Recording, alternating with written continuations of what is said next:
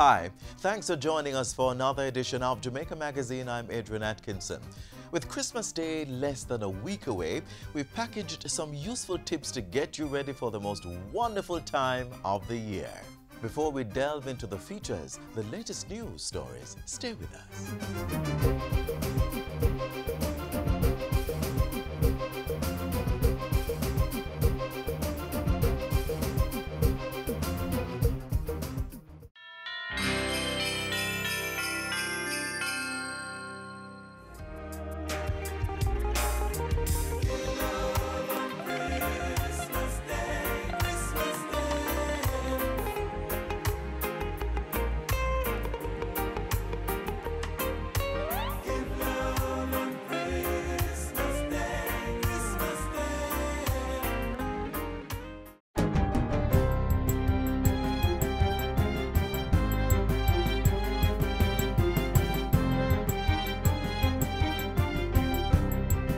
Good day, I'm Lorraine Mendez and this is your JIS News for Tuesday, December 19. Government is expanding the diversification of the country's energy supply with a 37-megawatt solar plant. Ground broke on Wednesday for 8 Rivers Energy Company to construct the renewable plant in Paradise Park, Westmoreland. The $60 million solar plant will be the largest of its kind in Latin America and the Caribbean. Energy Minister Dr. Andrew Wheatley says the country is on the right path to ensuring that it supplies both residential customers and the productive sector with affordable energy. The minister adds that though 8 Rivers will be selling energy to the Jamaica Public Service Company at 8.53 US cents per kilowatt hour now, he anticipates a lower selling rate in the future. This 8.53 US cents per kilowatt hours is the lowest in the region. Lowest in the region.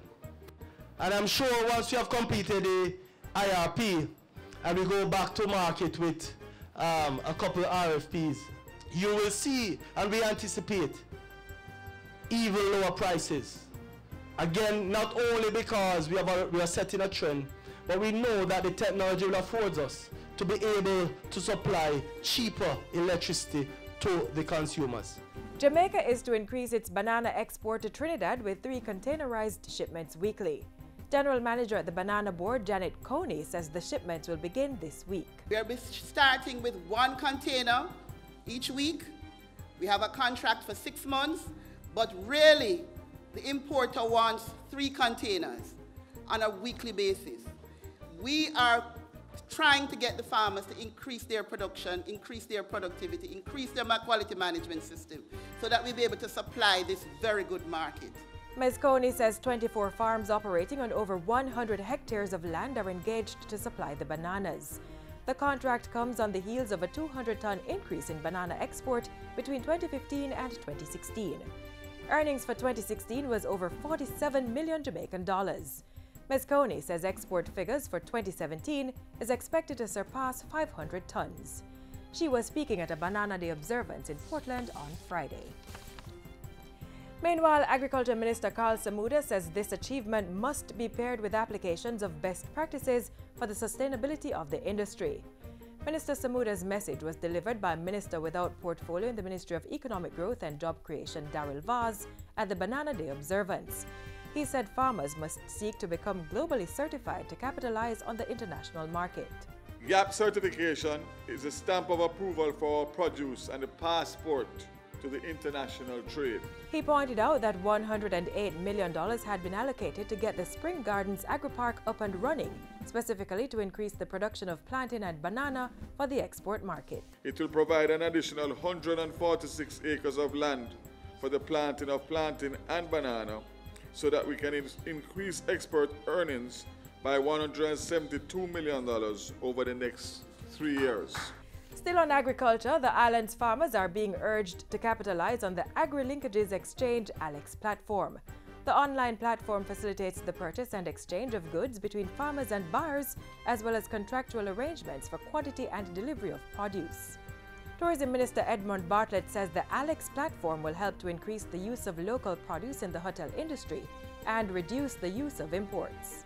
So what we're saying to you farmers is that the capacity for you now to grow and to expand is tied up into your production capacities and capabilities. and it will give you a chance to utilize better the technologies that are available to you. Mr. Bartlett was speaking at last week's launch of the Alex platform at the Montego Bay Convention Center in St. James. He said the synergy between the agriculture and tourism sectors underscored the government's commitment to bringing all segments together to benefit the wider society.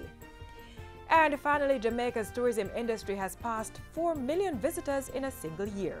The 4 million visitors have comprised of 1.9 million cruise and 2.1 million stopover so far for the year.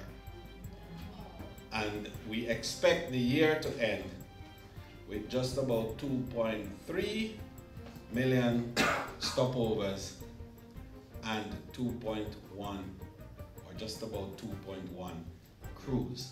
Portfolio Minister Edmund Bartlett welcomed Jill Bell, who arrived at the Sangster International Airport on Friday as the 4 millionth visitor. The United States resident and her husband Stephen were making their 25th trip to the island. We know we're coming back next year in December again for Christmas, as we have been probably for 10 years now. So it's our second home away from home. In the meantime, Minister Bartlett says the sector is poised to reach $3 billion in earnings for 2017, representing an 11.7% increase over last year. The country has recorded more than 500,000 more visitors when compared to the same period in 2016. Mr. Bartlett says arrivals for the winter are up 5% over last year, adding that the future of tourism is positive, with 4,799 new rooms to come on stream by 2019. And that's it for JIS News today. I'm Lorraine Mendez. Thanks for watching.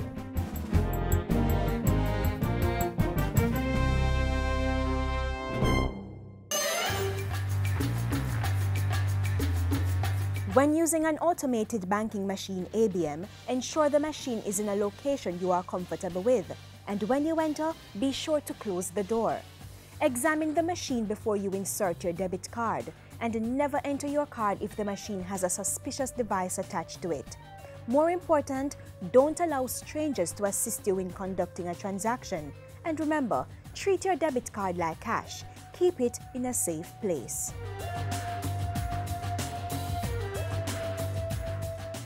We want to keep the merry in your Christmas. So watch as the Consumer Affairs Commission helps you stay clear of being scammed as you go about shopping for gifts.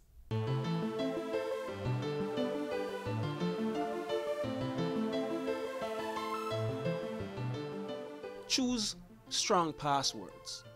A lot of us reuse our password and we use easy what we call soft passwords. You know, the name of your child, your date of birth.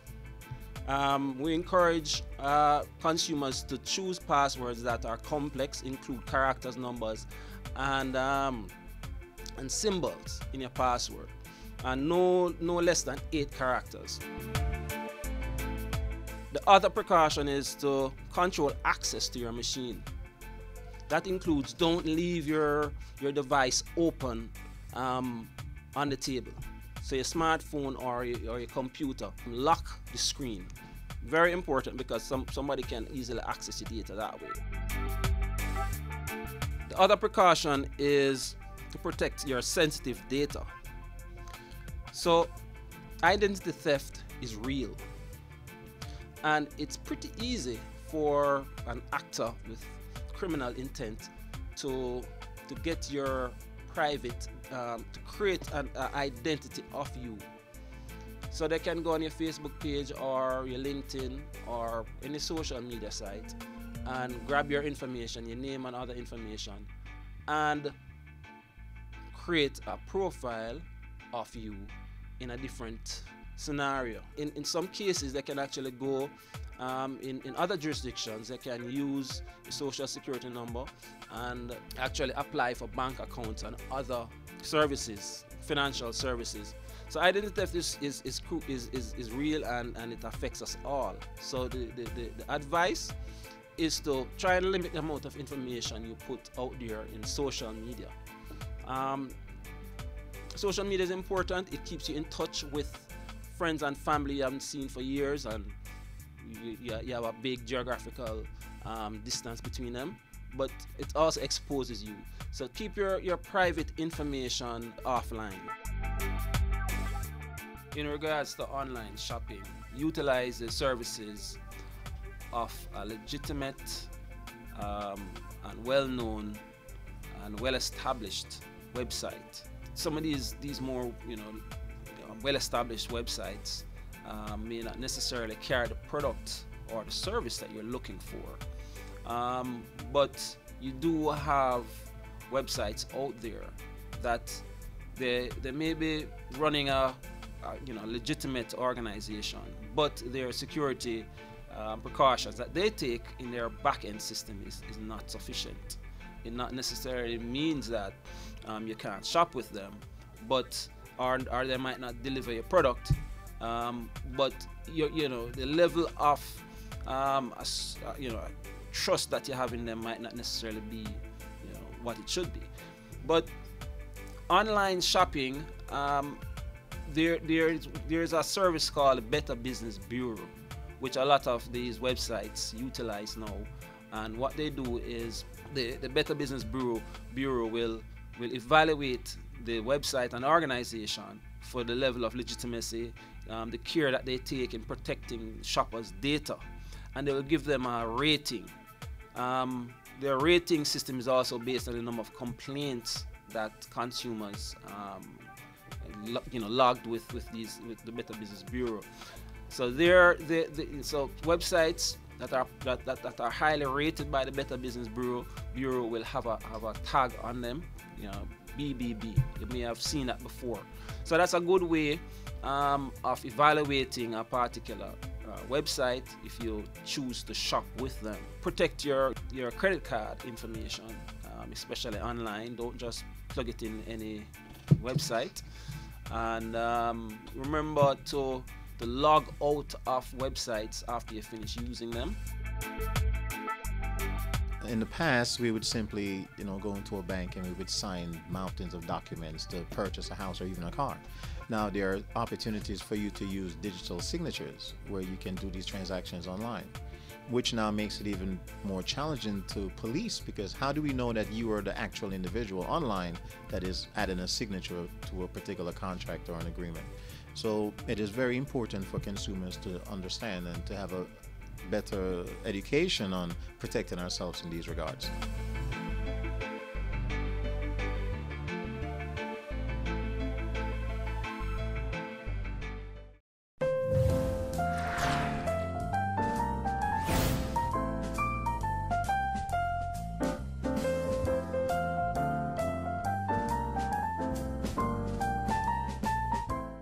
The 2017 festive season has brought with it heavy rainfall, which has caused flooding in several communities across the island.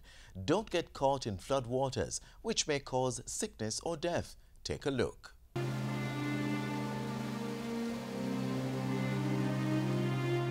Drowning is not the only risk associated with flood waters. There are in fact many other dangers. Walking in flood waters is not exactly a stroll in the park. It is very dangerous and must be avoided at all costs. Even if the water level is below your knees, you need to be extremely cautious because flood waters contain visible and hidden dangers.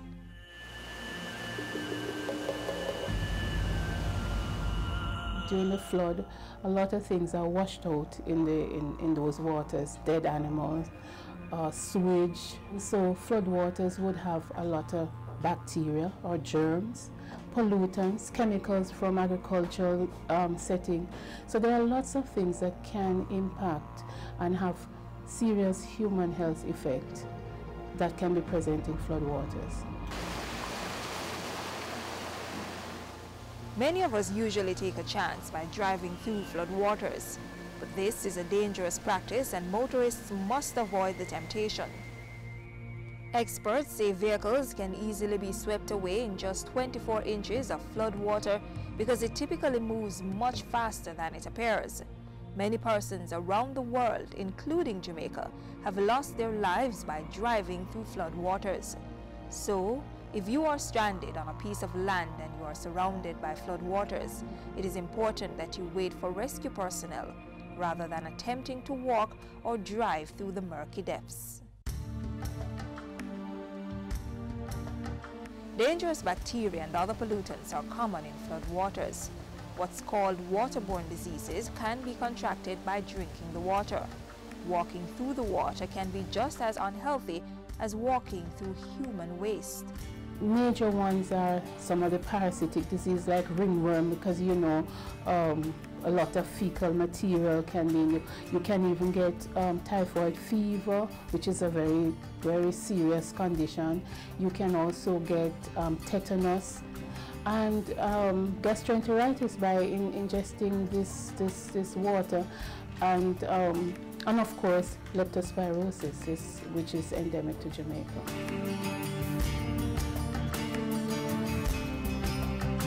Leptospirosis is a bacterial disease that affects humans and animals.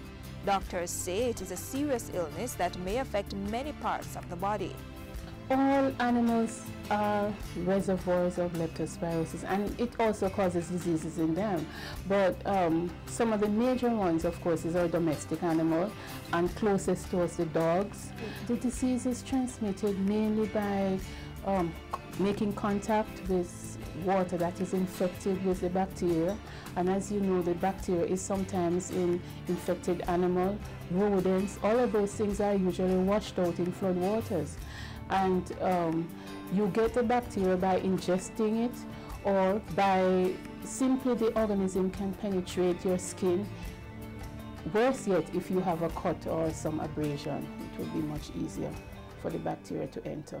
The symptoms of leptospirosis may include dry cough, fever, headache, muscle pain, nausea, vomiting, and diarrhea.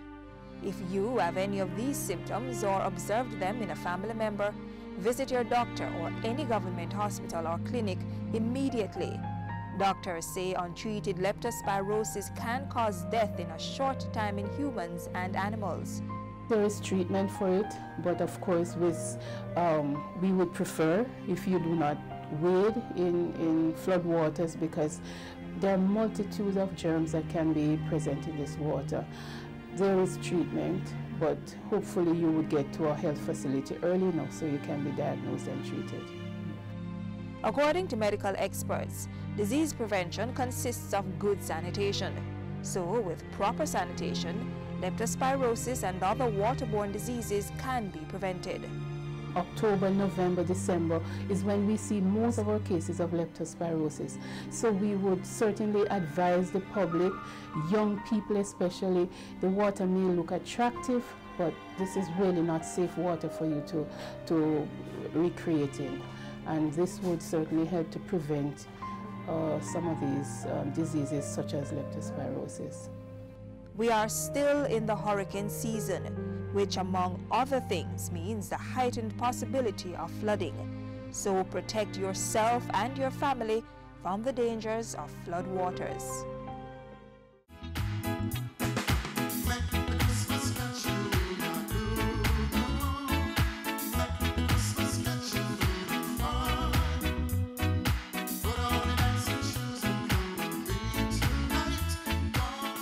What's Christmas without some wine to go with that lovely Christmas meal? Get your pen and notepad ready for a timely recipe to make your own beverage.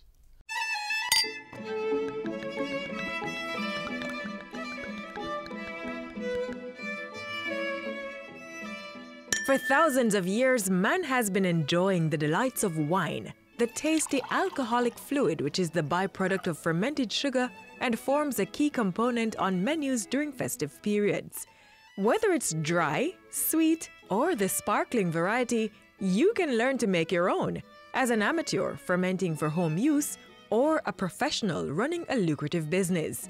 The Rural Agricultural Development Authority RADA is fueling local interest by providing training in basic winemaking for persons in farming communities where there's an abundance of suitable raw materials.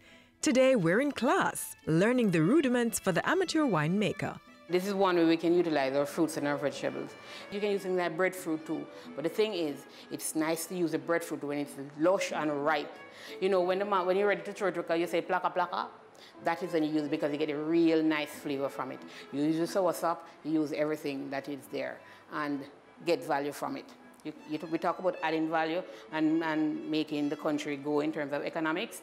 That's the means. We have a lot of herbs, like our guinea hen or aloe vera and so forth. So doing winemaking is one means of utilizing all of those. And now that it's Christmas, if you had set your wine, say from June, July, you wouldn't have to buy some gifts because you could prepare your gifts. Wine is basically a juice that you're allowed to ferment. And how you work the juice is what gives you a good wine or gives you vinegar. No, there are three types of wine. This is yeast, and it is the main source of your winemaking. The sugar is what feeds the yeast, producing the alcohol and the CO2. When you're ready to do your thing, what you can do is put a little water in a container, dissolve, and then you can put this in it. And if it stays there and bubbles and starts like it's spreading, the yeast is good and well. If it falls to the bottom and nothing now go on, your yeast dead. So therefore you can't use it to make the wine.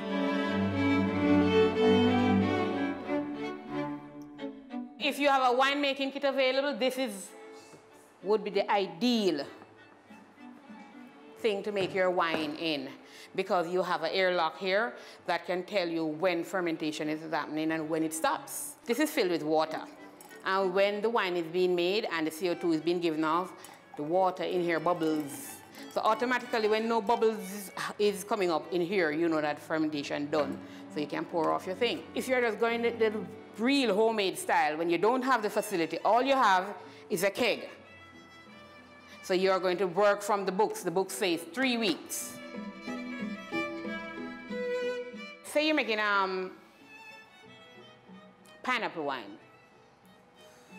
Nice to use. The best sugar to use in that case would be the granulated sugar. Remember, the granulated sugar is clear, so you would see the yellow, it would show up. If you're doing a batch of roots, you're going to be sweetening with molasses and the dark sugar. Because when you drink your roots, you want that earthy taste.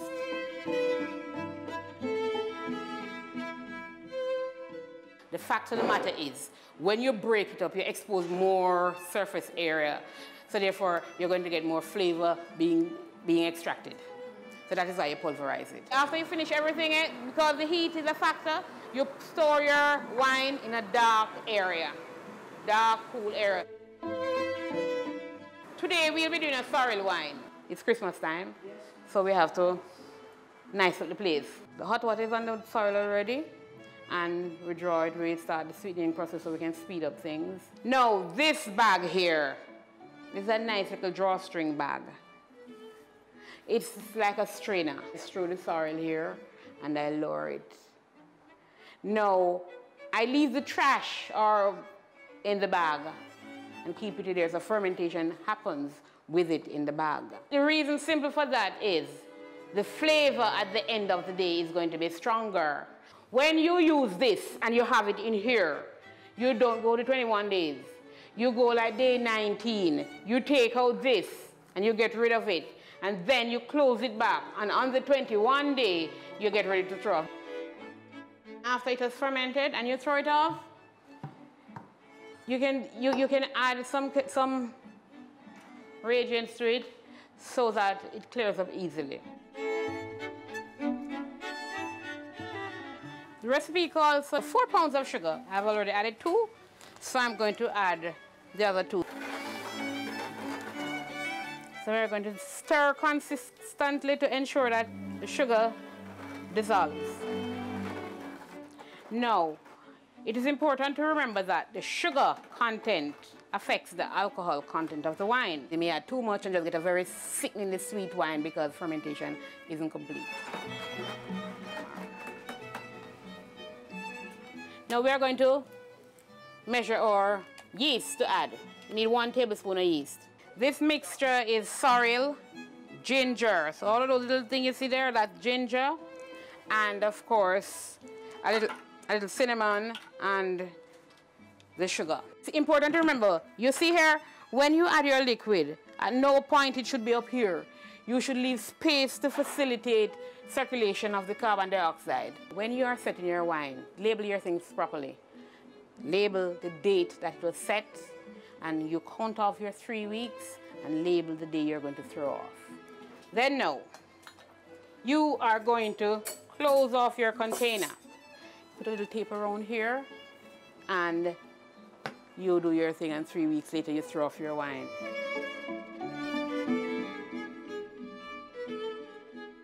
So we are going to decant, and please realize I'm not saying strain, I'm saying decanting, because strain you would get the impression that you're going to throw it to a sieve. We're not doing that, and you do it slowly. Now you see we're coming towards the end where you see the residue coming out, the yeast there. So you don't want that to get out, so you're going to put that down. And this, you're going to throw this away. And then now you cover this and you put it down, and you can, I usually tell my ladies, you can throw off every week. When it's nice and clear, then you can bottle.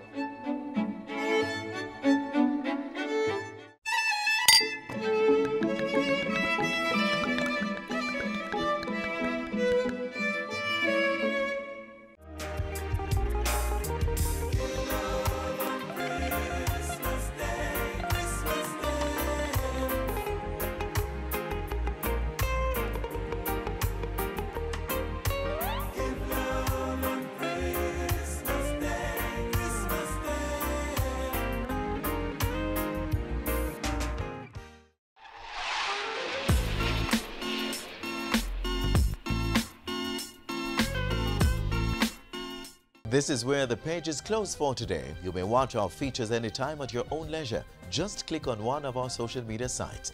There's also our website, which contains the latest information on each ministry.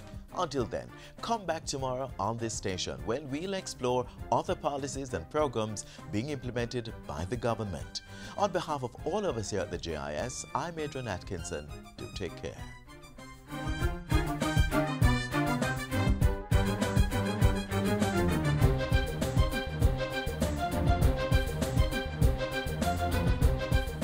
This has been a production of the Jamaica Information Service, the voice of Jamaica.